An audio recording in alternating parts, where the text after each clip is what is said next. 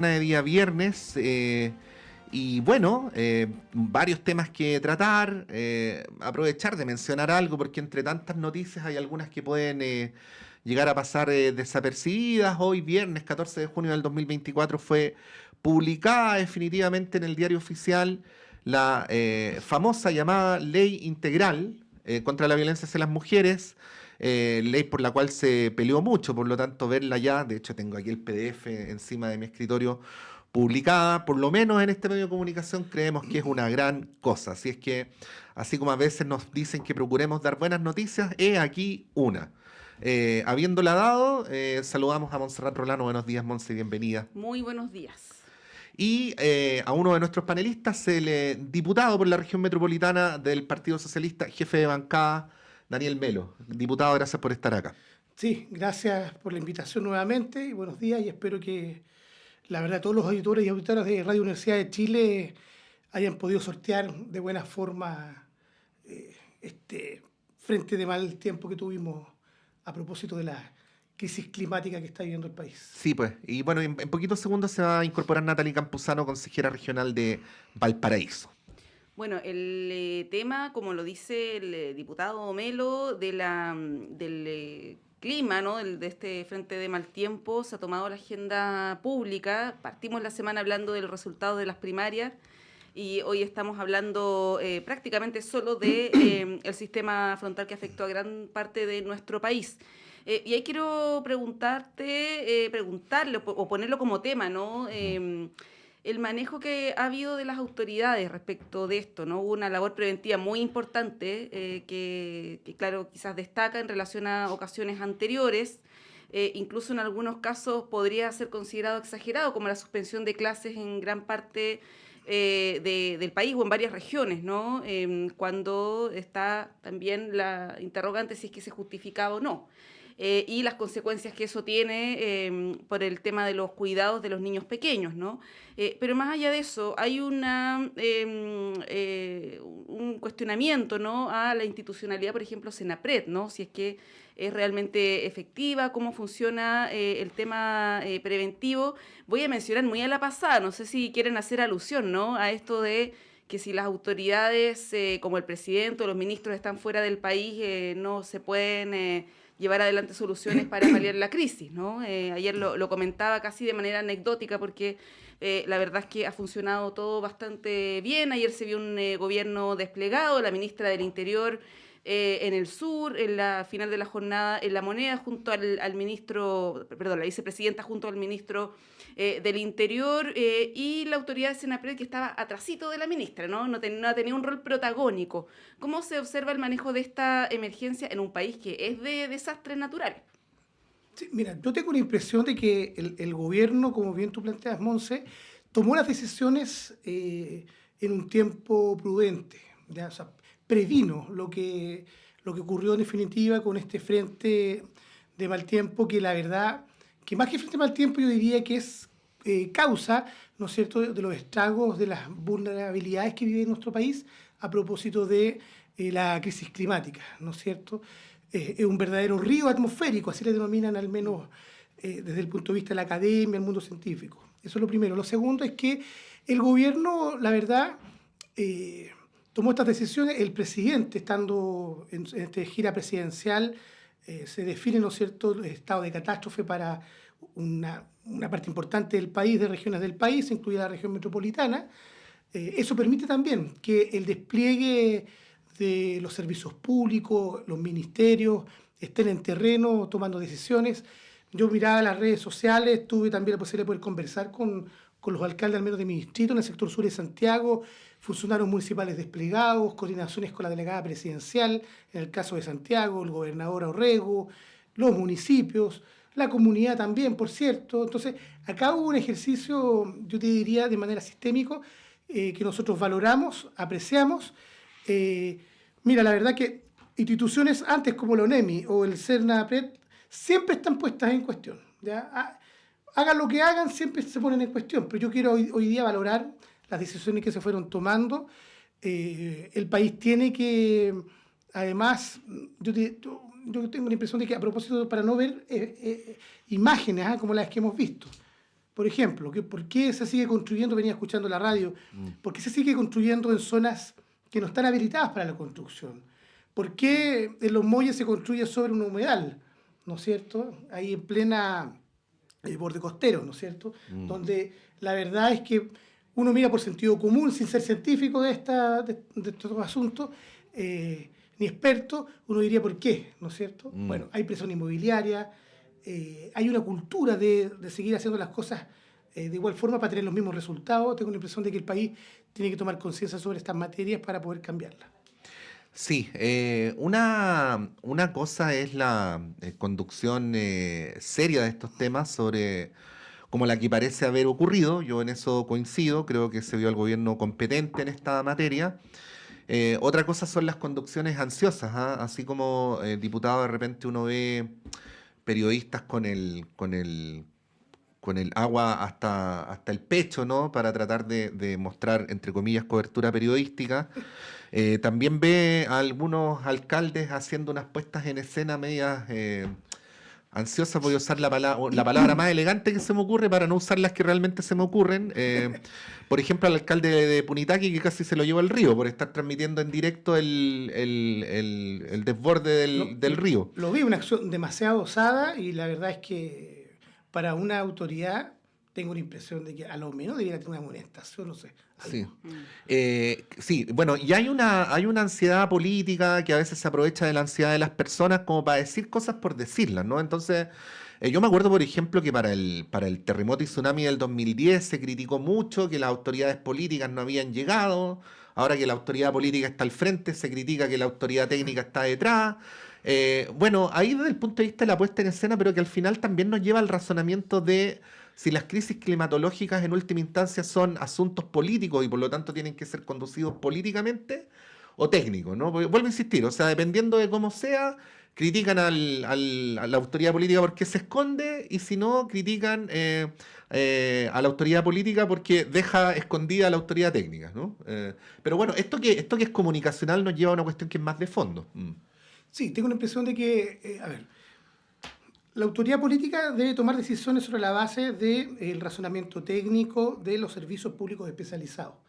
Y en ese sentido, el servicio que ve todos los temas vinculados a desastres y problemas como los que hemos visto esta semana, tengo la impresión que esto ha funcionado de manera correcta. ¿Ya? Y es bueno que todos los sectores políticos puedan tener una visión que valore aquello. ¿Ya?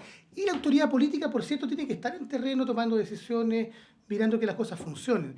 A mí me gusta mucho ver las imágenes de los alcaldes. Quiero valorar en este caso, por ejemplo, el alcalde de la comuna del Bosque, que él concurra a los puntos donde históricamente han habido problemas, pero señalándole a la opinión pública de nuestra comuna de que las cosas se están haciendo bien porque no hay problemas de inundación. ¿Ya? Hay otros problemas que son estructurales. Estuvimos con la ministra de Obras Públicas a propósito de las decisiones que debe tomar el Estado, a propósito de la implementación del plan maestro de colectores de agua lluvia en el sector sur de Santiago, que esto ocurre no solo en el sector sur de Santiago, sino que también se extiende en el conjunto de la región metropolitana, que son decisiones que se demoran por lo menos 6 años en ejecutarse, decía 10 años. Ya hay todo un proceso que se presentan los proyectos en diseño, va al Sistema Nacional de Inversiones, ¿no es cierto? Entonces, construir un colector de agua lluvia que cuesta miles de millones de pesos, la verdad es que es un ejercicio complejo, que demora mucho tiempo en nuestro actual sistema, pero la gente ve los estragos día a día. Y después te encuentras, efectivamente, autoridades de todos los signos políticos, con el agua, como se dice en buen chileno, hasta el cuello, ¿no es cierto?, mostrando no sé qué cosa. Pero bueno, hay autoridades de todo tipo. Supuestamente que eres buen alcalde, por eso estás ahí. Claro. Sí, pero sí, la año de verdad elecciones, además. Hay elecciones. Mira, yo quiero acá valorar el esfuerzo que hacen funcionarios públicos y sobre todo los funcionarios municipales de las oficinas de emergencia, que en el día a día han estado trabajando para poder prevenir las urgencias. Yo tengo la impresión de que el gobierno, y esto es una cosa que hemos conversado con algunos parlamentarios de la bancada, debiera aproximarse quizás a tener en vista la creación de un bono de emergencia climática, de crisis climática, ¿ya? Porque estos estragos que estamos viendo afectan, ¿no es cierto?, a la gente, ¿ya? Desde sus enseres más básicos hasta la inundación, no sé, que tienen en sus barrios, la abnegación también en el punto de vista de lo que ocurre en las viviendas, ¿no es cierto? Entonces, tengo la impresión de que a todas las personas que se han visto afectadas, el gobierno debiera concurrir, así como se ha hecho en el caso de los incendios, empezar quizás un subsidio para poder ver de qué manera esto se aplaca, ¿no es cierto? Se contiene. Sí. Bueno, damos la bienvenida a nuestra segunda invitada de esta mañana, la consejera regional por Valparaíso, militante del Frente Amplio, Natalie Campuzano. Natalie, ¿cómo estás? Buenos días. Hola, muy buenos días. Un poco resfriada, pero bien. Sí, bueno, es Superándolo. normal en esta época, qué bueno que no es influenza, ¿eh? Que ya está bajando también Ay, el nivel de positividad. Acá en la radio lo No, no. padecimos también hace sí. algunas semanas. Bueno, el tema de la emergencia, de cómo las autoridades han manejado la emergencia, yo mencionaba muy a la pasada las críticas que se le han hecho al gobierno por no estar presencialmente acá, pero más allá de eso, que se relaciona de alguna manera, porque uno de los temas abordados en la gira, que son varios, tiene que ver con el cambio climático, justamente, que es lo que argumentaba el presidente Boric. Es una cuestión bien estructural, lo dice el diputado Melo sobre los incendios, por ejemplo, las inundaciones, las lluvias. Chile es un país que está además muy vulnerable al tema del cambio climático, ¿no? Por lo tanto, tener ahí un liderazgo en esta materia es bien relevante. Vamos a seguir viendo situaciones como esta y probablemente de mayor gravedad. ¿Cómo observas eso, Natalie, ya viéndolo en el plano más estructural, ¿no? Cómo nuestro país está en por razones geográficas, ¿no? En un lugar donde está muy vulnerable a estos embates del cambio climático y lo que se puede hacer también, ¿no? Más allá de los bonos y las ayudas que se pueden entregar, pero para poder mitigar de repente estas situaciones que nos afectan a todos. Sí, bueno, saludarle a ustedes. Mira, en primer lugar, algo muy rápido. Yo creo que el Estado y el gobierno sí ha estado en esta emergencia como también en otras, ¿no? Solamente que la gran distinción que algunos hacen, que me parece bastante absurda, es la presencia del presidente. Yo creo que lo importante es que en esta emergencia las instituciones funcionen, las instituciones se desplieguen y creo que frente a ello lo hemos visto efectivamente con dificultad en algunos espacios, atendiendo también de que hay lugares que fueron bastante afectados por este temporal, de una manera que no se había visto hace 20 años, y también hay que indicar que la política pública en nuestro país, de Estado particularmente, no tiene una característica por tener una característica preventiva, ¿no? Sino que más bien reaccionaria frente a la situación, y esto es una política de Estado. ¿Y por qué lo hablo? En razón a lo que ha pasado, por lo menos acá en la región de Valparaíso, en temáticas de lo que ha sido el socavón, que ha sido tema nacional, casi de cadena nacional, ¿no? El tema del socavón.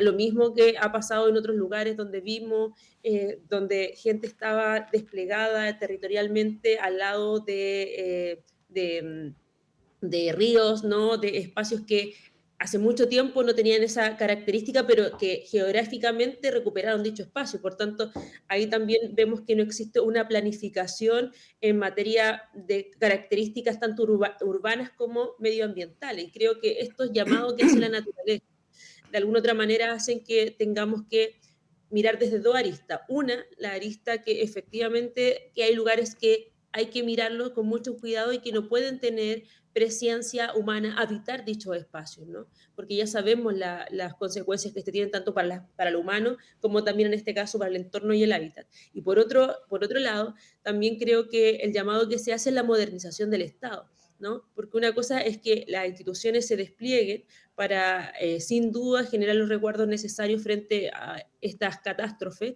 pero también y la otra es cómo funciona el Estado en relación interministerial, interestado, que creo que es una de las falencias que lo vimos tanto en el incendio pasado de este verano en la región de Valparaíso y en otros lugares, ¿no? Como hoy día mismo creo que las instituciones en ese aspecto tienen que saber dialogar y tomar decisiones en conjunto, y muchas veces las facultades que se tienen en determinadas áreas confunden quién tiene que tomar la última palabra o las decisiones en sí mismo, y eso hace que una situación que se podría haber resuelto política y administrativamente en una hora, tengamos una acción que se resuelve en 5, en 6 horas, ¿no? Natalie, Creo que ese es el tema de atención sí. que tenemos que tomar y de alguna otra forma resolver. Sí, a ese respecto, ¿podrías dar un ejemplo concreto con el conocimiento que tú tienes como consejera regional? Porque, claro, en lo que llamamos el territorio, ¿no? Es obvio que cotidianamente convive la política pública de la autoridad local con la de la autoridad del gobierno central, ¿no? Y la autoridad regional. Pero esto convive de una manera más o menos automática, por decirlo de alguna manera. Cuando hay catástrofes como esta, se requiere coordinación directa. O sea, yo diría que pocas veces se ven tanto los ministros con los seremis y los alcaldes como cuando ocurren estas cosas, ¿no? No, y los gobernadores y Y los los delegados gobernadores y los presidenciales, delegados otro tema. presidenciales, que es una relación todavía mal avenida en mi consideración. A ver si nos puedes poner un ejemplo concreto de cómo esta falta de coordinación institucional, que es un problema de estructuras, no de personas, termina afectando la respuesta rápida a algún imponderable. A ver, para mí el ejemplo más claro y más inmediato es que, por ejemplo, la figura del gobernador regional cumple un rol de invitación en el COGRID, pero no tiene un rol resolutivo, ¿no? Y tiene que esperar la decisión principal, no la única, de la delegación presidencial, pero la delegación presidencial, su principal toma de decisión la tiene en el gobierno central a través del Ministerio del Interior, ¿no? Entonces, tenemos reuniones, muchas reuniones, que de alguna otra manera tenemos que también confiar en los espacios descentralizados en la toma de decisiones, porque hay normativas vigentes previas para tomar esa toma de decisiones. Entonces, a eso me refería cuando digo que una toma de decisión institucional se puede realizar en 1 hora en vez de 5 horas, ¿no? Porque hay capacidad para tomar en planos que son súper... podemos decirlo, lamentablemente, muchas veces cotidianos dentro de un territorio, ¿no? Pero así todo se espera la decisión del nivel central. El ejemplo también que puedo dar y que es de conocimiento público, lo que ha sido el Senapred, ¿no? Senapred actuó de alguna otra manera titubiosamente, también tomando decisiones que se esperaban del gobierno central frente al incendio, ¿no? Y creo que ahí, de alguna otra manera, por eso hablo de la modernización del Estado. De la modernización, pues tenemos un Estado centralizado, por una característica de descentralizadora, podríamos agregar también en esta modernización, pero también la rapidez que se pueden en la toma de decisiones administrativa y política, ¿no? Porque creo que ahí hay una falta, y que no es de un determinado gobierno, es una política de Estado, ¿no? De la misma forma ha pasado otras catástrofes que se tuvo con el gobierno anterior, y así sucesivamente. Y yo creo que estas catástrofes que van a ser más consecutivas por el calentamiento global, y porque también se ha planificado, ¿no? Instrumentos que son territoriales, como la planificación territorial de los municipios, también lo que ha sido el PREMBAL y otros instrumentos que son bastante desconocidos, no están modernizados. Y al no estar modernizado desde esta perspectiva medioambiental, ¿no? Que conviva con la parte de hábitat y urbanización, efectivamente vamos a tener las consecuencias que estamos teniendo en estos momentos. Sí, bueno, es interesante lo que plantea Natalia. Por un lado, cómo hacer más eficiente, efectiva y rápida la toma de decisiones en contexto de emergencia. Y por otro, el tema de la descentralización, ¿no? Que tiene ahí un tremendo signo de interrogación. Estaba en el programa de gobierno la eliminación de los delegados presidenciales, el traspaso de más competencias a los gobernadores regionales. Si uno escucha las radios, nosotros mismos acá, cuando queremos saber qué es lo que pasa en una región, en un contexto como este, por ejemplo, contactamos a los delegados presidenciales, Ayer ¿no? entrevistamos a Daniela Drenner, sí. No a los gobernadores regionales, más allá que también les damos espacio, pero son ellos los que están ahí en la toma de decisiones. Entonces, ahí uno se pregunta, el proceso de descentralización con esta reforma del segundo gobierno de la presidenta Bachelet, es un poco de papel también, ¿no? ¿Cómo se ve eso, diputado Daniel Melo? A ver, me tocó participar del proceso legislativo en el segundo gobierno de la presidenta Bachelet sobre esta materia.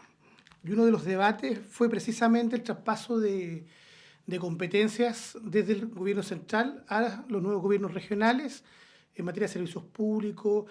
¿Qué se hacía? Fue un debate y que yo creo que se mantiene hasta el día de hoy respecto a los temas de gobierno interior, los temas de seguridad, de orden público, la toma de decisiones respecto a lo que recién describía de manera perfecta la Natalie, en términos de quiénes toman las decisiones, en qué espacios, ¿no es cierto? Cómo conversa el gobernador regional con, en este caso, la ministra del Interior, o sea, etcétera.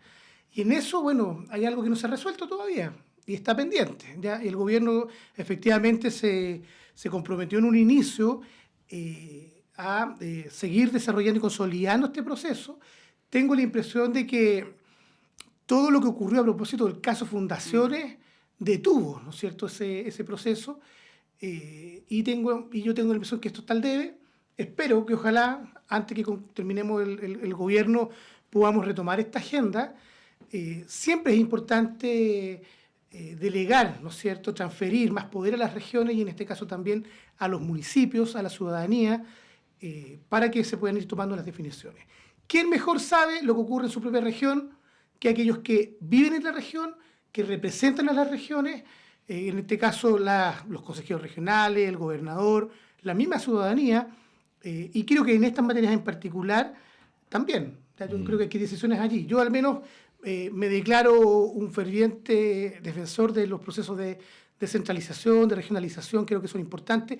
Chile incluso tiene pendiente una reforma puntual a las municipalidades, ya para poder, en el fondo, también modernizar aquello. Tenemos una institucionalidad que en estos 30 años de democracia se han ido modificando con modificaciones muy leves, ¿ya? En la estructura municipal aún persiste el municipio que nos legó, ¿no es cierto?, la época más oscura de este país, y tengo la impresión de que para hacerse cargo de los temas que estamos conversando acá, se requieren municipalidades que sean mucho más robustas, con más estándares de transparencia, de probidad, con procesos claros también a propósito de la asignación de los recursos, la definición de los proyectos de inversión de gran envergadura, cómo se incorpora también más a la comunidad la toma de decisiones, cómo los concejales cumplen roles mucho más importantes, y tengo la impresión de que en eso también muchas de estas materias conversarían de mejor manera con el gobierno regional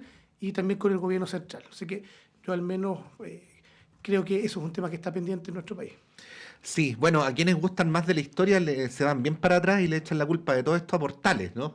Ya que al principio de la fundación de la República hubo esta disputa entre gobierno federalista y centralista, Sí. pero bueno, el llamado ideal portaliano parece que llegó al extremo porque por varias vías se ha calificado a Chile como el país más centralista de América Latina. Estamos ya como para ir a la pausa, pero bueno, como tenemos aquí una consejera regional, Natalie, no sé si quieres agregar algo antes de que cerremos el tema respecto a esta consideración más general. Muy breve, yo creo que hay que seguir avanzando en el proceso de descentralización, porque está la descentralización política y administrativa, pero falta la descentralización característica que de alguna otra manera también fortalece a los gobiernos locales, a los gobiernos regionales, que es la descentralización fiscal, ¿no? Y ahí también va varias aristas que se abren en el espacio legislativo, que hace muy poco se aprobó lo que es la ley del royalty minero, en este caso que viene a fortalecer en materia fiscal a la región, equidad territorial, también en razón a las externalidades negativas que tenían los determinados territorios mineros, pero creo que acá también hay que profundizar en aquello. Creo que esa política, ¿no?, esa política pública que se dio el debate en el legislativo, creo que es necesario que también se abra para los gobiernos regionales en materia de la compensación de los diferentes rubros que se dan en el territorio. Por ejemplo, en la región de Valparaíso es zona portuaria, ni siquiera es una comuna portuaria, es zona portuaria. Y eso se entiende que el territorio debe dialogar con una gobernanza portuaria, y esa gobernanza portuaria también tiene que ir de la mano con una compensación o un diálogo, en este caso de tributo, dentro del territorio para los habitantes de la región de Valparaíso, y la figura del gobernador o gobernadora regional tiene un rol importantísimo en esas materias. Sí, pues muchas empresas que están en regiones, en el norte, por ejemplo, tributan en el sector oriente de Santiago. Por eso el tema de la ley de rentas regionales es una aspiración histórica también de los Por cierto, y no solo eso, regionalistas. por ejemplo, cuando existen sentencias por daño ambiental, por ejemplo, en las grandes empresas, todo ese daño no se compensa desde el punto de vista económico para las comunidades, ¿no es cierto?, sino que esto va directo a las arcas fiscales. ya cuando se pagan esos tipos de multas. Sí, bueno, Sí. podría... Uno puede hacer un conjunto de sí. ejemplos sobre estas materias, y yo concuerdo con Natalie, o sea, la descentralización fiscal es base esencial para fortalecer la descentralización política y administrativa de los gobiernos regionales, y yo tengo la impresión de que, como en otras reformas, tuvimos una reforma bien a la chilena, o sea, ni fu ni fa, y tenemos hoy día un problema que es evidente, que yo espero que el gobierno, en su compromiso, pueda avanzar, ¿ya?, para fortalecer el rol de los gobiernos regionales sobre estas materias. Tengo la impresión de que eso es bien esencial para mejorar la calidad de nuestra democracia, las instituciones, y también para que la gente, cuando decide por un gobernador u otra gobernadora, tenga la sensación, ¿no es cierto?, y la percepción de que ese voto vale porque el gobernador va a poder llevar adelante un proyecto para la región, y no va a tener las manos atadas para poder avanzar en el desarrollo de su propio territorio. Sí, podría parecer razonable que hubiera algún mecanismo de recaudación central que velara por el bien común, ¿no? Para que no hubiera regiones demasiado ricas en comparación con regiones demasiado pobres. Pero aquí no hemos ido al otro extremo, ¿no? O sea, no tiene ningún sentido que las comunas donde está la industria forestal estén entre las más pobres del país, ni que Antofagasta, tú lo sabes bien, Natalie, que junto con Valparaíso son las dos regiones que tienen más campamentos en Chile, a pesar de que la región de Antofagasta es la que formalmente genera más riqueza. Bueno, esos son absurdos que de verdad no se entienden y por eso generan también este comprensible resentimiento regional, ¿no? Si me permite Sí. algo muy breve. El principal obstáculo que se ha dado en materia legislativa lo hemos tenido en la Cámara del Senado, particularmente porque también se entrampan intereses del fortalecimiento de los gobiernos regionales. Y el llamado que le hago a los senadores es que puedan entender que no es solamente fortalecer a los gobernadores o gobernadoras regionales, sino que a la institución del gobierno regional, esto es a sus divisiones, y también a los mismos consejeros regionales con sus características fiscalizadoras.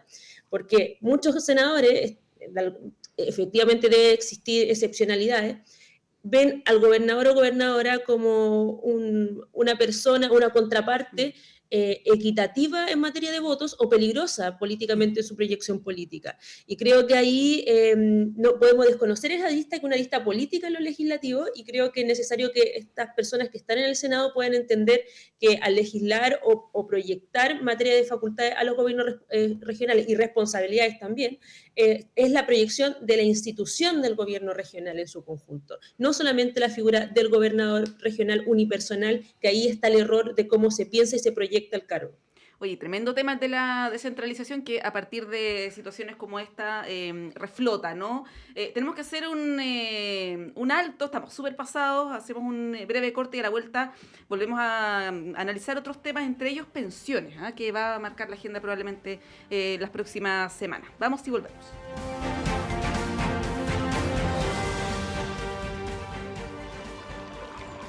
Aguas Trayén o Cascada en Mapudungún es la mejor agua purificada con tecnología de última generación.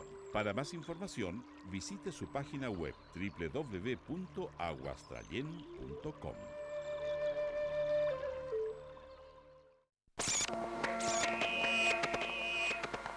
Perdidos en el espacio.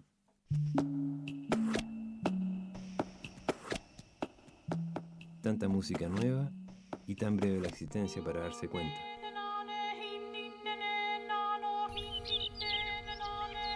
Perdidos en el espacio. Lunes, 22 horas.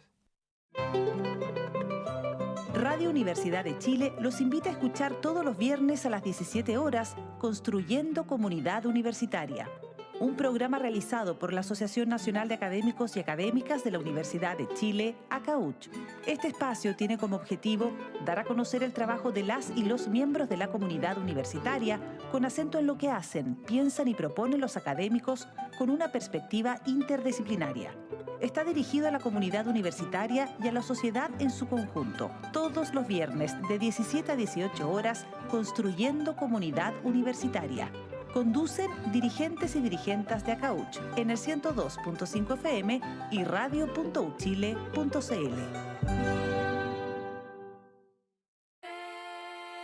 Saludos a todos nuestros auditores y auditoras de Radio Universidad de Chile. Les habla Jan Flores Quintana, cientista político, y les invito a escuchar todos los sábados a las 22 horas nuestro programa Memorias de Futuro. Un espacio de educación en formación ciudadana y la historia popular de Chile y Latinoamérica. Todos los sábados a las 22 horas en Radio Universidad de Chile, 102.5 FM y en radio.uchile.cl.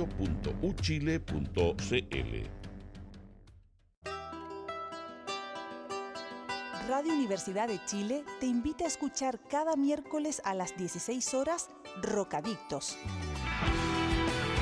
Un espacio donde te enterarás de terremotos, sequías, erupciones volcánicas, aluviones y todo lo que ocurre en torno a las ciencias de la Tierra en nuestro país y el mundo. Todo eso es motivo de conversación en Rocadictos.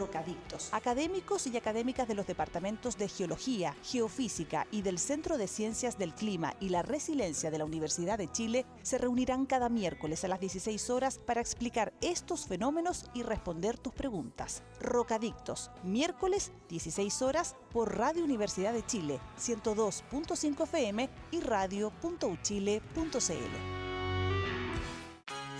Vive la música chilena en su máxima expresión en Radio Universidad de Chile, distinguida como radio fundamental de la música chilena 2024.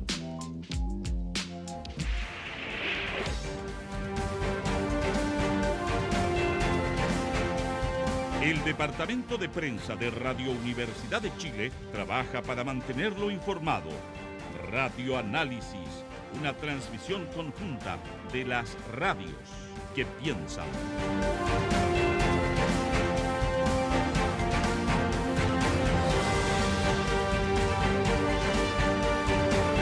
Bueno, son las 9:10, continuamos en Radio Análisis en este día viernes. Nos pasamos un poquito del primer bloque, bueno, pero era por lo que decía Monse antes de irnos. El tema de la descentralización es un tema, ¿no? Es un tremendo tema, apasionante. Hay muchos poderes fácticos que no quieren que el poder se distribuya de mejor manera en términos regionales. Quería llevarlos al tema de la discusión sobre pensiones, que se ha ido complejizando. En la medida que se traba, no avanza, no hay una vía de salida para la reforma en general, van apareciendo otras cosas laterales, así como estos ríos que quedan represados y buscan salir por el lado, como por ejemplo el tema de los retiros del 10%, que queda en términos administrativos nuevamente habilitado luego de que se cumpliera un año desde el último rechazo, y qué bueno que está el diputado Melo aquí para que lo podamos comentar en ese plano. Y también por el otro lado esta propuesta, que fue más bien de carácter simbólico, pero que instaló un cierto debate de que las personas pudieran elegir a través de una reforma constitucional entre el sistema de reparto de las Fuerzas Armadas y el de capitalización individual de las AFP. Bueno, todo esto encima de algo que no quiero dejar de decir: la capitalización individual no sube las pensiones. Y uno no sabe hasta qué punto las personas lo tienen claro, pero no las sube a corto plazo. Claro, a largo plazo sí las sube. Claro, a largo plazo sí las sube, pero en todo caso lo que tenemos hoy día es la consecuencia de 40 años de capitalización individual, salvo el pilar solidario. El tema es cómo salir de este enredo, o si es que vamos a salir de este enredo o no, o nuevamente el tema va a quedar para el gobierno siguiente. Natalie, tema complejo. Sí, yo creo que tema complejo y que me parece que también la oposición no va a dar un debate tan sano y tan próspero, entendiendo que ellos tienen también un objetivo de poder resguardar el actual sistema en su totalidad y profundizarlo, ¿no? Hemos visto comentarios también que muchos van en esa línea, y a la vez también generar los obstáculos necesarios para poder llegar a un buen fin. Ahora a mí me parece que la propuesta que hace el gobierno tiene un sentido de largo plazo, un sentido de Estado, que efectivamente resguarda y también proporciona el aumento de las pensiones de los jubilados de nuestro país, me parece interesante y bien, atendiendo que hemos tenido un debate por más de 10 años que estamos escuchando la discusión del sistema de pensiones y que no hemos tenido nada que de alguna otra manera genere grandes transformaciones o por lo menos transformaciones propositivas en el ámbito para a quienes van a recibir las pensiones. También me parece que de alguna otra manera un poco el desorden que se ha dado por parte de sectores del oficialismo tampoco vienen a contribuir al objetivo que quiere plantear el gobierno, que es tener esta discusión de jubilaciones a largo plazo, porque dado que se abre para algunos para hablar de un retiro de por medio, eso estamos hablando de un corto plazo, ¿no? Que vamos a quedar en la misma situación que estamos en este momento, ¿no? Situación que más genera también que tengan pensiones bajas, porque muchas de esas personas van a tener la situación de jubilación en estos momentos.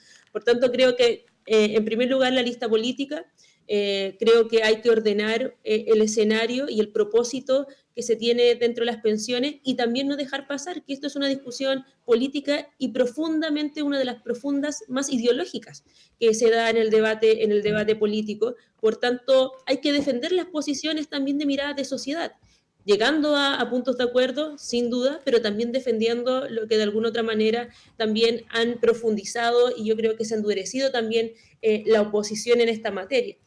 Veo con buenos ojos a aquellos que se han abierto como a la discusión, a hablar del tema del debate, pero me llamó la atención que cuando se tocó el sistema de pensiones de las Fuerzas Armadas, fue donde hubo la mayor reacción, ¿no?, por parte de la oposición para poder abrirse al debate, ¿no? Y creo que ahí pudimos ver también la intención de, en este caso, resguardar un sistema que de alguna otra manera funciona y que tiene buenas pensiones. Siempre hay que mejorar aquello versus lo que hoy día tiene la gran mayoría de los chilenos.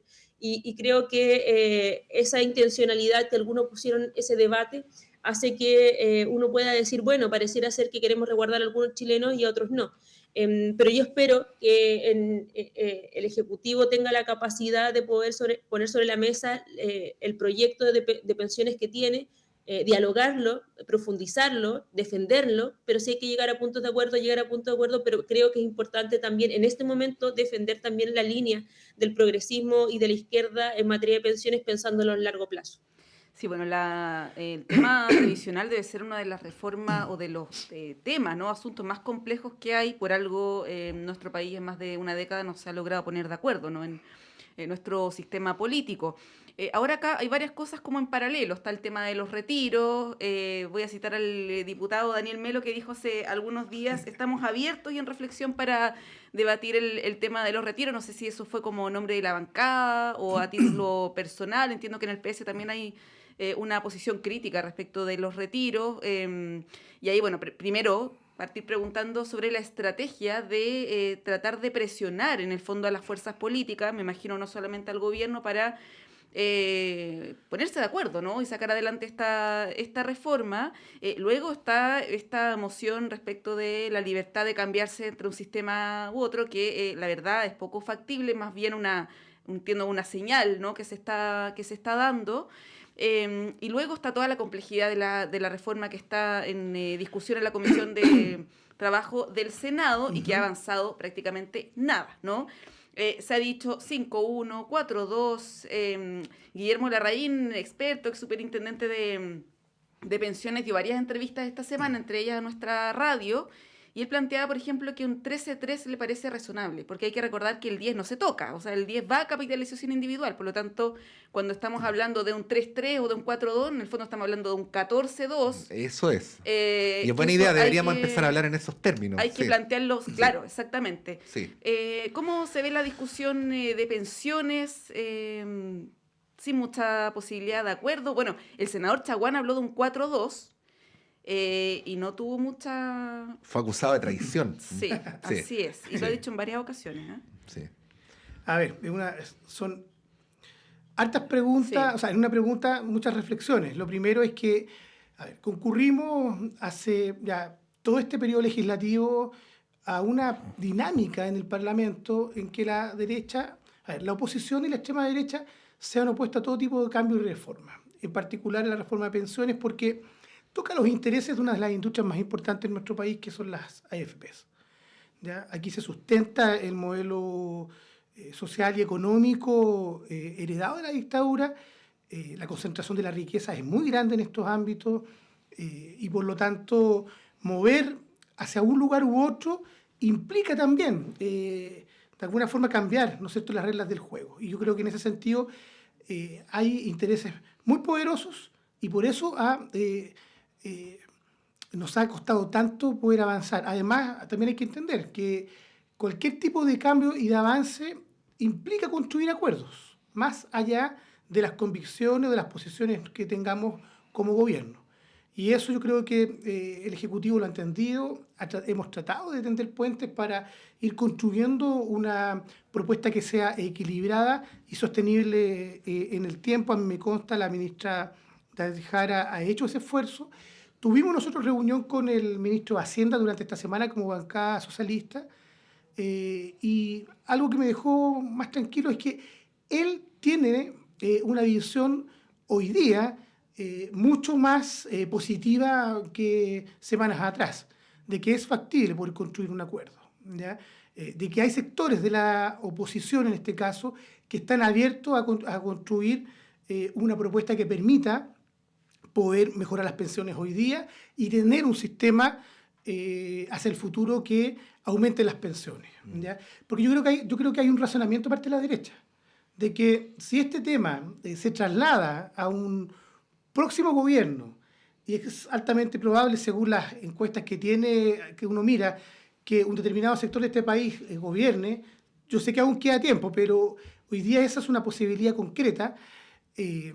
La verdad es que yo tengo la impresión de que hay sectores que dicen, bueno, ¿por qué vamos a tener que seguir nosotros cargando con este problema durante un próximo periodo presidencial? Un fierro caliente que nadie quiere agarrar. Nadie quiere agarrar. Entonces, busquemos un acuerdo intermedio. Entonces, la verdad es que yo tengo la impresión de que quizás se pudiera abrir una ventana en ese sentido. ¿El seguro de longevidad, por ejemplo, es una alternativa? Por ejemplo, ¿ya? El ministro nombró algunas propuestas, pero que están sobre la mesa, se están dialogando, se están conversando. Por lo pronto, en el mes de julio, ya existe acuerdo para que se comience a votar en la Comisión de Trabajo del Senado la reforma de pensiones. Piensen que en el caso de la Cámara de Diputados y Diputadas estuvimos 14 meses esperando que se votara. Por lo tanto, creo que hay algunas señales, ¿no es cierto?, que son positivas. Pero para esto necesitamos el concurso de la derecha y de la oposición. Sin esos votos es imposible poder avanzar, y es importante que se sepa, si seguimos haciendo exactamente lo mismo, o sea, llevar, como algunos sectores quieren, toda la capitalización individual con cargo al empleador, porque esto no es con cargo, y quiero hacer ahí una diferencia respecto al razonamiento. Sí.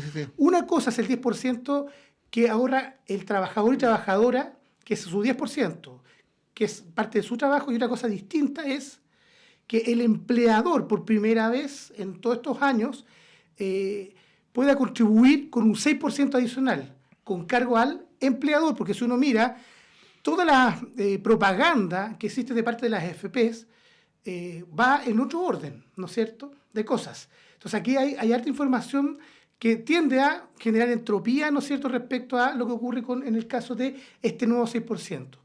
Este cargo al empleador, y yo tengo la impresión de que una parte de eso tiene que ir sí o sí al seguro social o a la figura que se cree. A mí me da exactamente lo mismo el nombre que lleve. Lo importante es que eso permita aumentar las pensiones hoy día de las y los pensionados. Respecto al tema del 10%, está este levantamiento de la veda legislativa. Mira, la verdad es que estamos recién nosotros como bancada teniendo una conversación sobre estos temas, ¿ya? Entendemos primero que estamos analizando, pero entendemos primero que hay necesidades también que tienen las familias chilenas, ¿ya? No podemos no empatizar con aquello. Segundo, hay que tener en consideración, y esto lo conversábamos con el ministro de Hacienda, también cuáles son los efectos en la economía. Llevamos 2 años y medio de gobierno, y una de las principales legados, si uno pudiera denominar así, es los principios de responsabilidad fiscal, pero además bajar la inflación. Después de mucho tiempo la economía parece que va retomando, ¿no es cierto?, su curso de crecimiento. Entonces la pregunta es, ¿los retiros van a afectar o no la economía? Bueno, todo esto lo estamos analizando. Por eso yo, en la cuña que tú recién planteabas, Montserrat, la verdad es que, claro, nos declaramos en reflexión en función de todos estos temas, para cuando llegue su momento tomar una definición, siempre pensando en lo mejor para los chilenos y chilenas, ¿ya? Pero en el Congreso todos los temas deben ser debatidos, ¿ya? Y este es uno más. Mira, hay algunos sectores que plantean, si no hay avance en materia de reforma previsional porque la derecha se opone, bueno, analicemos los retiros. Sí. Hay un ámbito que se abre y estas otras propuestas en términos de poder cambiarse, ¿no es cierto?, de un sistema a otro. Bueno, es todo parte de la discusión que se está armando en el Congreso, pero acá hay un mensaje claro. La derecha, la oposición, se ha opuesto, ha obstruido, como en el caso de la reforma tributaria y otras reformas, el avance de la reforma al sistema de pensiones.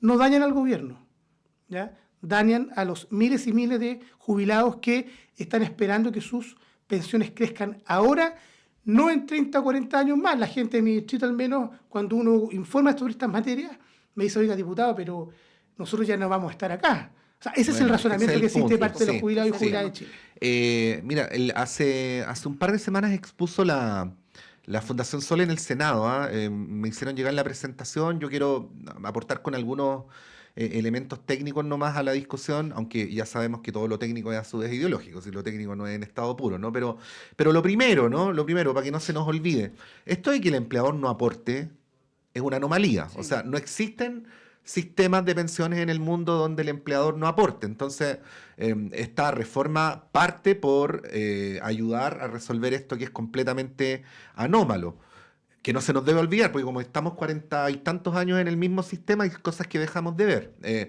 Lo segundo es que no tenemos en rigor un sistema de administración estatal de los fondos de pensiones. Cuando digo de administración no digo de propiedad, pero es que también es una anomalía que tengamos un sistema de AFPs que desde el punto de vista del Estado está fiscalizado por una superintendencia. O sea, la superintendencia fiscaliza, pero no tiene atribuciones como de inducir la política pública. Y esas son dos cuestiones importantes a tener en consideración.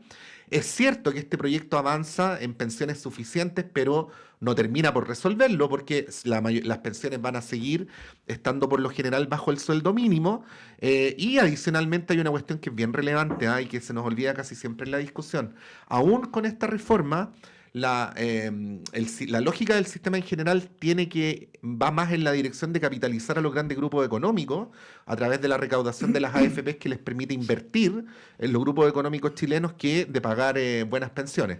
Agregaría por último, Natalie, y ahí te doy la palabra, que como se trata de buscar un consenso entre posiciones muy contrapuestas, podría suceder que se llegue a un acuerdo formal, pero que no esté claro cuál es el propósito, ¿no? O sea, hacia dónde nos lleva. Una reforma a la chilena, como decía el diputado. Claro, a lo Michael Jackson, un pasito para adelante y otro para atrás, y quedamos más o menos donde mismo. Aunque parece que avanzamos. Aunque Lenin decía que 2 pasos hacia adelante y 1 hacia atrás, y avanzamos igual, ¿no? Exactamente. Sí, mira, yo me quedo con lo último que decías tú. Acá, ¿cuál es el objetivo? ¿Cuál es el interés que queremos? Yo entiendo y creo que lo que quiere el gobierno es mejorar la pensión de los jubilados a futuro, bueno, generar también una política que mejore las pensiones para todos y para todos aquellos que vamos a llegar a ese momento. Pero claro, o sea, al momento de entender esto como de alguna otra manera un modelo que viene a poner la plata en otro lugar, ¿no? O jugar en la bolsa con la plata que tiene como objetivo ir a la jubilación, claramente ya desordena el objetivo que tiene que ver desde una perspectiva de derechos, ¿no? De derechos para aquellos que ya están en la etapa de la jubilación. Y creo que eso también obedece, por eso hablo que es un tema bastante delicado y bastante ideológico, ¿no? En lo más profundo, porque creo que hoy día tenemos que hablar de seguridad social, y seguridad social está en la temática de las pensiones, y hay que mirarlas desde la arista de la seguridad social y no desde alguna otra manera como le conviene a estos grandes holdings, ¿no? En materia de AFP, para poder invertir, y también con una promesa bastante poco tangible, ¿no? Porque según cómo se mueva parte del modelo, ¿no? De la bolsa, pueden mejorar o no pueden mejorar las pensiones, cuestión que ya hemos concluido que no han tenido mejora, ¿no? Sino que hemos visto el rol del pilar solidario, entre otras aristas que han tenido que robustecer esto al momento de generar las pensiones, que hay mucha política de Estado o subsidio del Estado para poder tener algo, ¿no? Que se pueda llamar algo un poco más digno en materia de pensiones. Y creo que acá, de alguna otra manera, lo que hay que poner sobre la mesa es objetivo, generar una reforma que tenga en su 70% mejorar las pensiones de los jubilados, entendiendo que tenemos un Parlamento que también está por la oposición y que defiende de forma muy fuerte lo que es en este caso su posición ideológica de la capitalización, en este caso individual particularmente. Creo que se puede llegar a un punto, ¿no? Pero creo que también, y mi llamado, ¿no? Y mi intención, esto lo digo como Natalie Campuzano, es que creo que hay que defenderlo, ¿no? Entendiendo que hay que llegar a un consenso, pero creo que hay que defender las políticas más duras también, que tienen como objetivo transformar las pensiones, porque yo creo que no podemos estar todos los años abriendo el debate de pensiones, ¿no? Creo que tiene que haber una reforma bastante profunda, transformadora en esta pasada, para que a lo mejor en 5 años más, en 10 años más podamos hablar de una reforma que también vaya a la mano para mejorarla. Pero si vamos a estar hablando todos los años de materia de pensiones y no llegamos a ningún objetivo, creo que tampoco eso nos favorece a nosotros. Sin duda ahí nuestro diputado que está acá va a tener una gran labor y creemos en su liderazgo para poder, en este caso, generar las pensiones necesarias que se puedan dar en el Parlamento para los jubilados. Oye, es como el tema tributario, ¿eh? En todos los gobiernos hay reformas tributarias. Y qué difícil es dar estas discusiones importantes en año electoral. Y el presidente Boric ha tenido la mala fortuna de que en su gobierno todos los años son electorales, por lo tanto, muchas veces los incentivos para llegar a acuerdos no están puestos justamente ahí. No vamos a alcanzar a hablar de los dichos del embajador de Chile en España, que generaron harto revuelo, hartas reacciones en el gobierno, por cierto, también en la oposición. Él ya había tenido algunos traspiés comunicacionales, y también esto pone el tema de qué ocurre con la designación de estos cargos, ¿no? El año pasado hizo mucha polémica el caso de Reino Unido, ¿no? No lo vamos a alcanzar a comentar, será para una próxima ocasión. Natalie Campuzano, muchas gracias por acompañarnos desde la región de Valparaíso, la ciudad de Valparaíso, este día viernes. Muchas gracias. Muchas gracias a usted, un gusto dialogar con ustedes. Que tengas buen fin de semana. Lo mismo, diputado Daniel Melo. Sí, gracias, Monse, Patricio, por la invitación. Y de aquí nos vamos directo al distrito para ver cómo anda todo. Así que le envío un saludo muy afectuoso también a todas las familias que lamentablemente han vivido los estragos, ¿no es cierto?, frente al mal tiempo, y hacer un llamado al gobierno a que tenga en consideración la creación de un bono por la emergencia climática para todas las familias afectadas, ¿no es cierto?, por los problemas de desastres naturales que estamos viviendo en nuestro país. Bueno, gracias diputado, gracias Natalie, que tengan un buen finde. Con Montserrat vamos a un breve alto. Yo me quedo en la conducción y ustedes sigan, por supuesto, en compañía de nuestras conversaciones.